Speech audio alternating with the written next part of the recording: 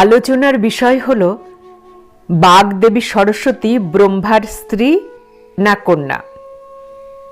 বিভিন্ন পুরাণ অর্থাৎ মৎস্য পুরাণ, শিব পুরাণ, ভগবত পুরাণ সব জায়গাতেই কিন্তু এই বিষয়টা নিয়ে বিশেষভাবে আলোচিত হয়েছে।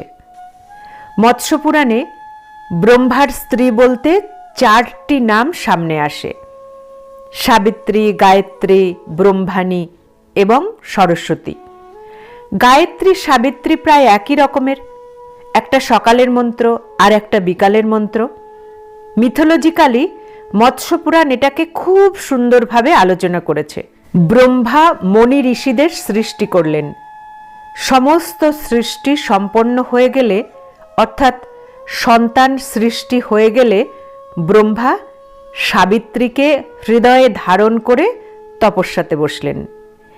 এই তপস্যায় বসার পর তার মুখ থেকে যে শব্দ উচ্চারিত হলো, তখন তার সাথে একটা অপূর্ব নারী মূর্তির সৃষ্টি হলো।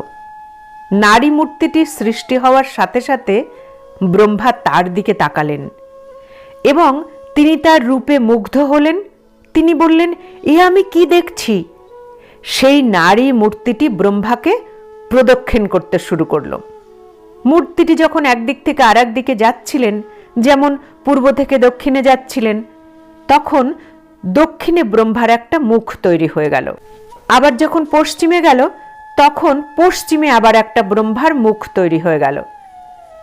যখন আবার নারী মূর্তিটি উত্তরে গেল, ব্রহ্মার আবার উত্তরে একটা মুখ তৈরি হয়ে গেল।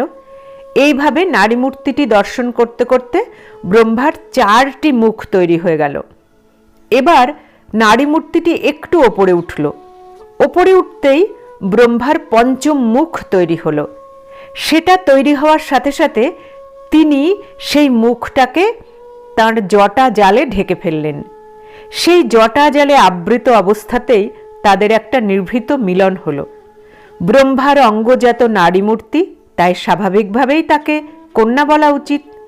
কন্যার আর একটা নাম তো অঙ্গজা বা আত্মজা, ফলে আত্মজা তিনি অবশ্যই কন্যা হবেন। ব্রহ্মা তাতে গমন করলেন, অর্থাৎ কন্যা গমন করলেন। এটা দেখার পর বৈশিষ্ট্য এবং তার যে অন্যান্য সন্তানেরা ছিলেন, তারা একেবারে খুব ছিছি করতে লাগলেন এবং এতে তিনি খুব কষ্টও পেলেন। অন্যান্য পুরাণে আবার এরকমও বলা হয়েছে, তিনি আত্মত্যাগ করতেও চেয়েছিলেন। যে মূর্তিটি তৈরি হয়েছিল সেটা হলো দুষ্টু সরস্বতী। সেই মুখ দিয়ে তিনি অনর্গল বাজে বকতে শুরু করলেন। সেখানে শতরূপা সরস্বতীর আরেকটি নাম। তিনি বারবার থামার কথা বলতে লাগলেন, কিন্তু ব্রহ্মা থামছেন না। এটা দেখে ব্রহ্মার যেসব মানসপুত্র ছিল, তাদের আগ্রহে শেষ পর্যন্ত শিব নেমে আসেন এবং শিব নেমে এসে এই 5ম মুন্ডুটিকে কেটে দেন। এই যে 5ম মুন্ডুটিকে কেটে দিলেন, এটা একটা মিথোলজি। 5ম মুন্ডুটির সঙ্গে ওই অবস্থাতেই নাকি তার মিলন হয়েছিল, এটা একটা মিথোলজিক্যাল ঘটনা।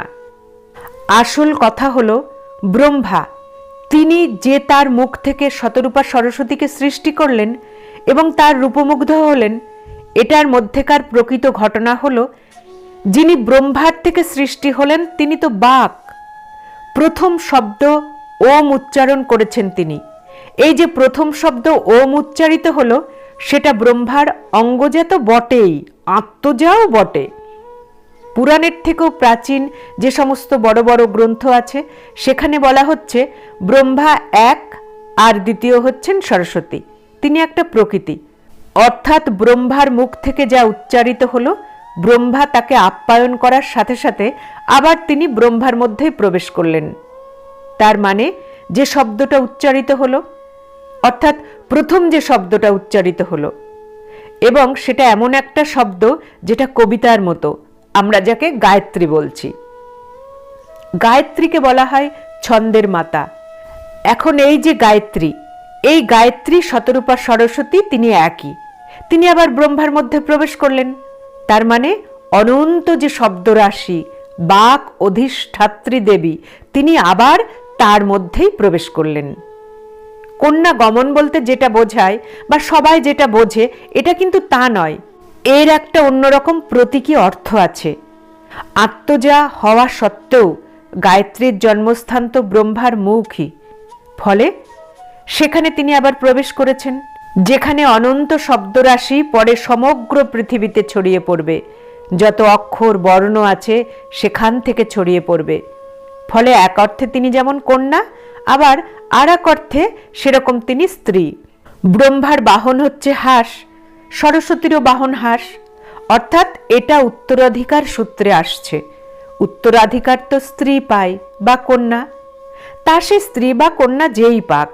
কন্যা মানে আমরা জগতে যেরকম কন্যা বলি সেরকম নয়।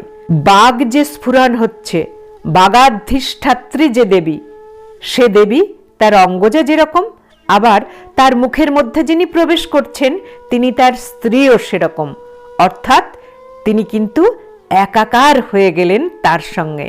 তাই দেবী সরস্বতী ব্রহ্মার একদিকে যেমন স্ত্রী, আবার অন্যদিকে কন্যাও বটে।